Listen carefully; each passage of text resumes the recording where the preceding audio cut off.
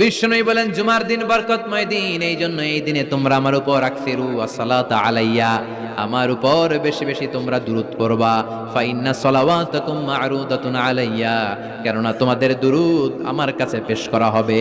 সাহাবারা বললেন কাইফা সালাওয়াতুনা মা'রুদাতুন আলাইকা ইয়া রাসূলুল্লাহ ওয়া ক্বাদ আরিমতা, ও নবী মরার পরে আপনি পচে গেলে মাটির সাথে মিশে যাবেন, মিশে যাওয়ার পরে আমাদের সালাতগুলো কে আপনার কাছে পৌঁছাবে, কেমন করে পৌঁছাবে?